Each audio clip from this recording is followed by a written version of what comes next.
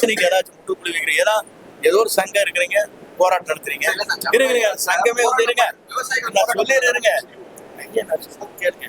அதே சங்கத்துக்காரங்க எங்க ஆபீஸ்ல இருந்து போட்டு மணிக்கணக்கு பேசுறாங்க, என்னைய நல்லா போஸ்டிங் போட்டு போறீங்க. அப்ப அதுக்குன்னு சொல்றீங்க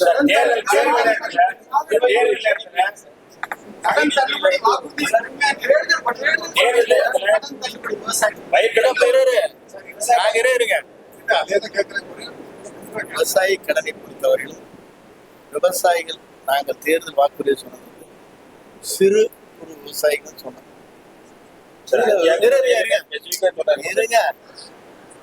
அதுதான் கொடுத்துட்டு இருக்கீங்கன்னா 5 ஏக்கர் எனக்கு கொடுத்தாருமா, நீங்க 5 ஏக்கரை வச்சிருக்கீங்களா, கொடுக்கலையா சொல்லுங்க.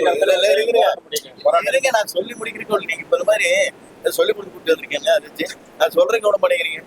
கொஞ்சம் சொல்ல வரைக்கும் கொடுங்க ப்ளீஸ். நான் என்ன சொல்றேன்னா, நாங்க சொன்னதை செய்யணும், விவசாயிகள் அதுக்கு குறை இருக்குங்கிறாங்க, அவ்வளவுதான் சொல்லியிருக்காங்க. அதை பத்தி எக்ஸாம் பண்ணோட யாரும் முதலமைச்சர் பண்ண போறாரு. நீங்க அதுக்குள்ள நீங்க வந்து விவசாயிகள் போராட்டம் நடத்துறாங்க, நீங்க பண்ணது சரியில்லை, நாங்க சொன்னது கரெக்டா சரியான செஞ்சுட்டு இருக்கிறோம், அது வந்து எல்லாரும் கிடைக்கும்ங்கிறாங்க, அவ்வளவுதானே. அதை பத்தி ஸ்டடி பண்ணுவாங்க, அவ்வளவுதான். பள்ளிகள் திறக்க போறாங்க.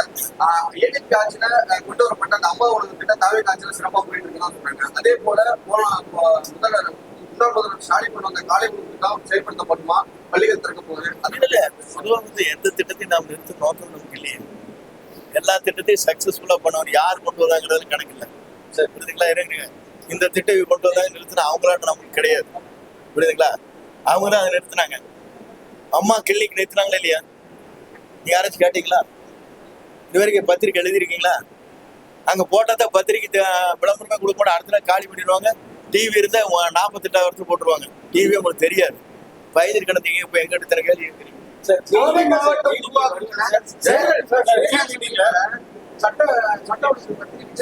இருங்க, நான் சொல்றது இருங்க, ஒரு சின்ன இன்சிடென்ட் ஒன்றை வச்சு நீங்க பண்ணக்கூடாது. இருங்க, நான் ஒரே ஒரு கேள்வி. பாலியல் குற்றம் நடைபெற்றவுடன் 24 மணி நேரத்துக்கு கைது செய்து அவங்களுக்கு குண்டர் சட்டத்தில் போட்டிருக்காங்க இல்லையா? நடந்திருக்கா? இந்த கேஸை பொறுத்தவரை நீ பாருங்க, எவ்வளவு விரைவாக ஜட்ஜ்மெண்ட் இந்தியாவிலேயே முதல் முறையாக கொடுக்க போறாங்க இல்லையா பாருங்க. அதெல்லாம் அப்புறம் மீட்டிங்ல பொதுமக்களுக்கு வெளிசார்ந்த சேவை ஊழலற்ற இருங்க, நீங்க அதுக்கு ஏதாச்சும் வழிவா பண்றீங்களா? இந்த ஊழல் நடந்திருக்கு, காசு வாங்கிட்டு ஆணைச்சு போட்டுருக்கீங்களா? போடுங்க, அப்புறம் நாங்க நடவடிக்கை எடுக்கிறோம். நீங்க கேள்வி மட்டும் கேட்கறீங்க, கேள்வி கேட்கிற உரிமை உங்களுக்கு இருக்கு, அதுல உதவி செய்ய வேண்டிய உரிமை உங்களுக்கு இருக்கு இல்லையா? ஜனநாயகத்துல நீங்களும் குடிமகன் தானே? ஏன் நீங்க இந்த குற்றச்சாட்டு மட்டும் சொல்றீங்க, ஏங்க நீங்க காட்டி கொடுக்கல?